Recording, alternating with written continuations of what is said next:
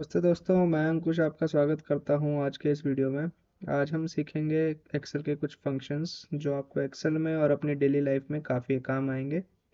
इस वीडियो में हम कवर करेंगे कुछ टॉपिक्स जैसे कि charts, shapes, forward and backward function, object function, inserting symbols, use of text box, Excel theme colour और उसके fonts, effect function, use of zoom function और स्क्रीनशॉट।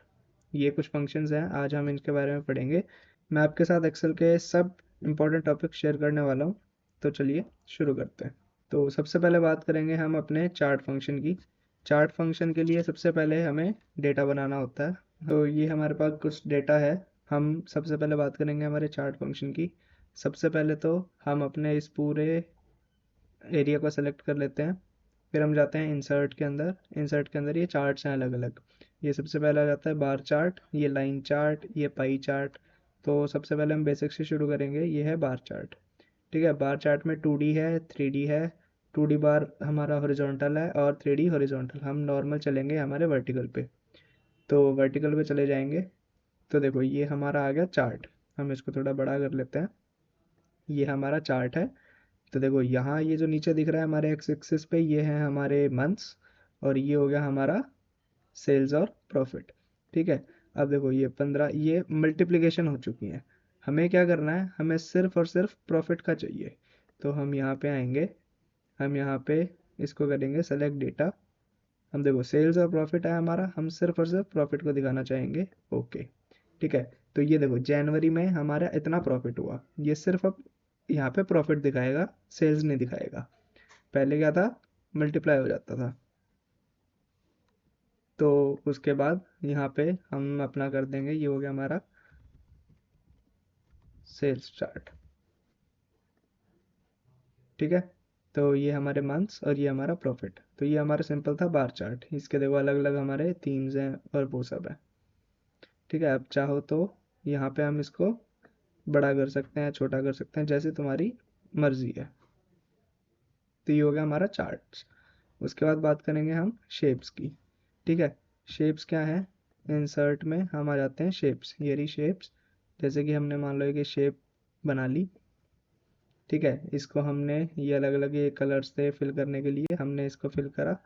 और यहाँ पे स्टाइल्स हैं। ठीक है, ये टेक्स्ट फिल, टेक्स्ट आउटलाइन और टेक्स्ट ब्रिंग, ये चलो बाद में देखेंगे। पहले हम क्या करेंगे, इस शेप को, इस शेप का यहाँ पे कलर चेंज कर लेंगे। कलर यहाँ से हम कर लेंगे सबसे पहले ऑरेंज। ये हो गया बॉर्डर कलर। ठीक है, अब आएंगे हम फिल। फिल में देखेंगे तो फिल हमारा सॉलिड फिल, कलर यहाँ से सेलेक्ट कर लेंगे हम अपना ये ऑरेंज। और ठीक है, इसको हम क्या करेंगे, एक शेडो दे देंगे। शेडो कैसे देंगे, हम इसको ऐसे शेडो देंगे, आउटर शेडो नीचे की तरफ। ठीक है, ट्रांसपेरेंसी हमारी रहेगी इतनी डार्क इतनी लाइट, वो तुम्हारे ऊपर डिपेंड करता है। ठीक है, अब इस शेप के अंदर हमें कुछ भी लिखना है। लेट से मैं अपना नाम लिखता हूँ अंकुश। ठीक है, इसको बड़ा करेंगे। बड़ा हम डायरेक्ट यहाँ से भी कर सकते हैं, होम से फॉन्ट यहाँ से बड़ा कर सकते हैं। इसको हम सेंटर लाइन कर सकते हैं इस तरीके से। और कलर अगर यहाँ से चेंज करना है तो कलर हम यहीं से इसका टेक्स्ट का कलर चेंज कर देंगे कुछ इस तरीके से। ठीक है, ये तो हो गई शेप। अब अगला जो हमारा टॉपिक था फॉरवर्ड और बैकवर्ड फंक्शन, वो किस तरीके से करेंगे। हम एक दूसरी शेप और ले लेते हैं। हमने मान लो ये शेप ले ली, ये इसके साथ ओवरलैप कर रही है। ठीक है, अभी हम वही फिल कर लेते हैं, इसके अंदर कलर हम फिल कर लेते हैं हमारा ये वाला। ठीक है, अब ये इसके ऊपर ओवरलैप कर दिया। अब मैं चाहता हूँ कि ये वाली शेप इस वाली शेप के पीछे चली जाए। तो हम इस वाली शेप को सेलेक्ट करेंगे, यहाँ पे है सेंड बैकवर्ड। हम इस पर जैसे क्लिक करेंगे तो ये जो शेप है हमारी इसके पीछे चली जाएगी। ऐसे ही अगर इसको आगे लेके जाना चाहेंगे तो इसको ब्रिंग फॉरवर्ड इस तरीके से। ठीक है, ये हो गया हमारा बैकवर्ड एंड फॉरवर्ड फंक्शन। उसके बाद आता है ऑब्जेक्ट फंक्शन। ऑब्जेक्ट फंक्शन क्या करता है, लेट से हम कोई और फाइल, कोई और ऑब्जेक्ट एक्सेल में इंसर्ट करना चाहते हैं। इंसर्ट पे क्लिक करेंगे, टेक्स्ट के अंदर ऑब्जेक्ट। ठीक है, यहाँ से अलग अलग हम फाइल्स इंपोर्ट कर सकते हैं। लेट से अब अगर मैं मान लो कोई पेंट की फाइल, या फिर रुको इसके अंदर कौन कौन सी है, माइक्रोसॉफ्ट वर्ड डॉक्यूमेंट। देखो अब ये वर्ड डॉक्यूमेंट है, मैं यहाँ पे ओके पे क्लिक करता हूँ। अब ये मेरे से एक डॉक्यूमेंट, ये देखो यहाँ पे इंसर्ट हो गई है ये मेरी डॉक्यूमेंट। जैसे इस पर क्लिक करेंगे तो हम यहाँ पे कुछ भी अपना वो लिख सकते हैं, हेलो अंकुश दिस साइड। ठीक है, और जैसे ही हम इस सेव करेंगे, सेव करने की जरूरत नहीं है, हम जैसे ही इसको बाहर कहीं भी क्लिक करेंगे तो हमारे ये जो आपको टेक्स्ट बॉक्स सा दिख रहा है ये एक वर्ड डॉक्यूमेंट है बेसिकली। चलो कोई और एग्जांपल से लेके समझते हैं। ऑब्जेक्ट हमने वो किया, अब लेट्स से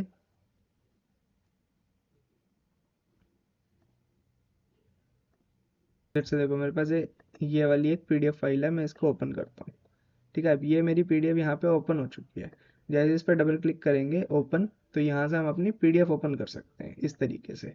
तो ये कुछ ऑब्जेक्ट फंक्शन हो गए ऐसे। अब बात आते हैं सिंबल इंसर्ट करने की।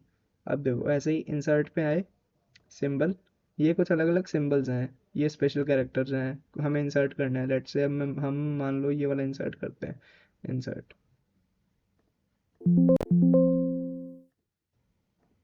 ठीक है, तो ये हमारा देखो ये सिंबल इंसर्ट होने लग गया। अब मान लो एक ओम का सिंबल होता है, ठीक है, हम ओम का सिंबल यहाँ पे ढूंढ सकते हैं और उसको इंसर्ट कर सकते हैं।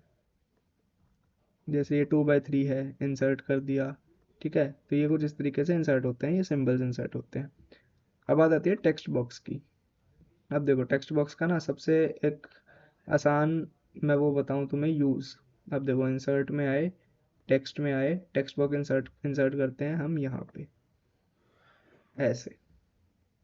ठीक है, अब टेक्स्ट बॉक्स इंसर्ट किया हमने, यहाँ पे लिखा, कुछ भी लिखा, जैसे सेल्स चार्ट लिख दिया। इसको सेलेक्ट करेंगे। ठीक है, होम के अंदर ये हमारा टेक्स्ट बॉक्स था। अब देखो टेक्स्ट ऑप्शंस, टेक्स्ट ऑप्शंस में सॉलिड लाइन, ग्रेडियंट लाइन हमें अगर देनी है दो, नहीं तो कुछ इस तरीके से vertical alignment, top middle bottom, हम बॉटम पे क्लिक करेंगे तो ये बॉटम आ जाएगा। ठीक है, अब टेक्स्ट डायरेक्शन हॉरिजॉन्टल है लेकिन हमें वर्टिकल लेके जानी है, हम इसको इस तरीके से लेके जाना चाहते हैं। और अब इस हम अपने इस टेक्स्ट को बड़ा कर देते हैं कुछ इस तरीके से, और सेंटर। तो हमारे पास अगर स्पेस बहुत थोड़ी बची है तो वहाँ पे हम अपना टेक्स्ट बॉक्स इंसर्ट इंसर्ट करके कुछ भी लिख सकते हैं। ठीक है, अब बात आती है एक्सेल थीम कलर्स की। अब देखो ये पेज लेआउट हो गया, यहाँ पे है थीम्स। तो ये हमारी कुछ थीम्स हैं। अब देखो मैं इस वाली पे क्लिक करता हूँ, जैसे बर्लिन पे क्लिक करा तो मेरा सारा का सारा जो है कलर थीम बेसिकली बर्लिन के थ्रू ऐसे चेंज हो जाएगी। अब जैसे मैंने मान लो ऐसे देखो ये वाला चेंज किया तो सारी जितनी भी कलर्स हैं, फ़ॉन्ट हैं, वो सब चेंज हो जाएंगे। अब देखो फ़ॉन्ट है, मैं यहाँ से चेंज करना चाहूँगा, लेट्स से ये वाला मैंने फ़ॉन्ट सेलेक्ट किया तो पूरी शीट का जितना भी फ़ॉन्ट है वो सारा चेंज हो जाएगा। कोई पर्टिकुलर सेलेक्ट कर करके हमें चेंज करने की ज़रूरत नहीं है। अब देखो कलर थीम हमारी ये थी, हम कुछ भी अलग अलग कलर थीम्स ऐड कर सकते हैं। अपने सेलेक्ट कर सकते हैं, ये येलो कलर थीम है तो जितना भी हमारा कलर्स थे वो सारे इस थीम के अकॉर्डिंग हो जाएंगे। उसके बाद है जूम फंक्शन। अब जूम फंक्शन क्या करता है, जूम फंक्शन में जाएंगे हम, व्यू, व्यू के अंदर हम गए जूम टू सिलेक्शन या फिर ये जूम। अब जूम टू 200, ये हमारा शीट 200 जूम हो गई। हम वो डायरेक्ट यहाँ से भी कर सकते हैं, ये रहा, ये रहा हमारा zoom function, zoom out zoom in कुछ इस तरीके से। ये सेंटर हमारा डिफॉल्ट होता है। ठीक है, अब है जूम टू सिलेक्शन। अब देखो इसको मैं वापस लेके आता हूँ 100% पे। अब मान लो मेरे को ये पार्ट जूम करना है, ये वाला पार्ट जूम करना है, मैंने इस पर सेलेक्ट किया, जूम टू सिलेक्शन। तो जहाँ पे मेरा सेल सेलेक्टेड होगा वो वहाँ पे जूम कर देगा। वापस डिफ़ॉल्ट पे लाने के लिए 100% पे क्लिक करेंगे, वो वापस डिफ़ॉल्ट हो जाएगा। ठीक है, ये था कुछ जूम फंक्शन। उसके बाद है स्क्रीनशॉट कैसे लेते हैं। हम हमारे इंसर्ट पे, इंसर्ट के बाद यहाँ पे है स्क्रीनशॉट। देखो ढूंढोगा, ये रहा स्क्रीनशॉट।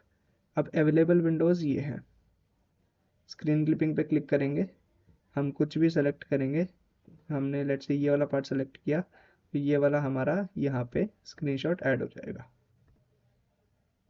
ठीक है, अब मान लो मैंने ये वाली फाइल खोल रखी है, मान लो मैंने ये वाली फाइल खोल रखी है। ठीक है, अब हम क्या करेंगे, हम अपने एक्सेल में आए, इंसर्ट पे आए, स्क्रीनशॉट पे आए, अपने इस वाली फाइल पे आए, तो जो भी हमारी विंडो थी वो ऐसे कैसी एज अ स्क्रीनशॉट वो ऐड हो गई। देखो अच्छे से दिखाने के लिए मैं इसको थोड़ा छोटा करता हूँ, यहाँ लगाता हूँ। तो ये जो थी ये मेरी पूरी पूरी window as a screenshot use हो गई। बट हमें अगर किसी पर्टिकुलर पार्ट को, जैसे इसको हमने क्रॉप करके स्क्रीनशॉट लगाया था, इस तरीके से लगाने के लिए इंसर्ट स्क्रीनशॉट स्क्रीन क्लिपिंग पे क्लिक करेंगे। यहाँ पे आए, इतना पार्ट हमने सेलेक्ट किया और ये एज अ स्क्रीनशॉट हमारा ऐड हो गया। ये थे कुछ हमारे एक्सेल के 10 फंक्शंस जो कि हमने इस वीडियो में पढ़े हैं। ठीक है, अगली वीडियो में हम और कुछ फंक्शंस के बारे में पढ़ेंगे। तो अगर ये वीडियो आपको हेल्पफुल लगा तो प्लीज़ इसे लाइक करें, शेयर करें और चैनल को सब्सक्राइब करें।